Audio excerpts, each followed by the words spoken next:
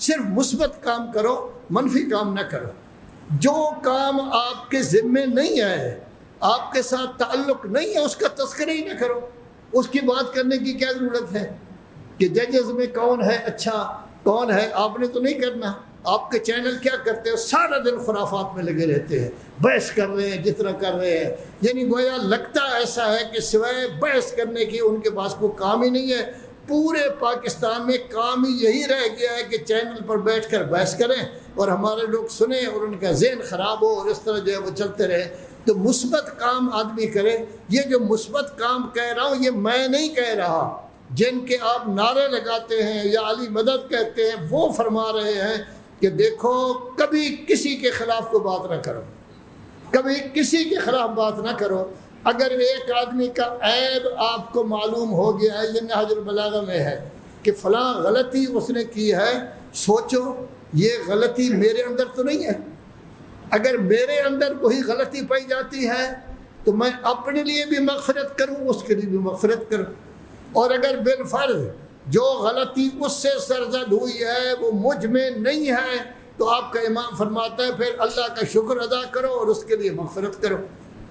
پھر اللہ امام فرماتے ہیں اگر اس کی آپ غیبت کریں گے، اس کے عیب کو ذکر کریں گے، ہو سکتا ہے اس نے چوری کی ہو تو اس کے پاس پیسے آ جائیں، غلط کام کیا ہو تو اس وقت اس نے مزہ اٹھایا ہے، لطف اٹھایا ہے۔ آپ جب اس کو ذکر کریں گے نہ آپ کے پاس پیسہ آئے گا، نہ لطف ہوگا، نہ مزہ ہوگا، اور آپ کا گناہ اس سے زیادہ ہوگا جس نے یہ غلط کام کیا ہے۔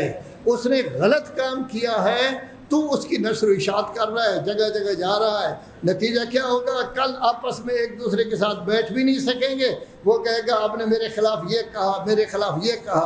لیکن اگر مثبت کام کرو، صرف اپنے آپ کو دیکھو کہ میں کیا کر رہا ہوں، کبھی دوسرے کو نہ دیکھو کہ وہ کیا کر رہا ہے کیا نہیں، تو نتیجہ یہ ہے کہ آپ امن و امان سے رہیں گے، اطمینان سے رہیں گے، سکون سے رہیں گے، آپ کا دامن ہمیشہ صاف رہے گا، ہمیشہ صاف رہے گا، کبھی ڈپریشن کے شکار نہیں ہوں گے، کبھی اضطراب کا شکار نہیں ہوں گے۔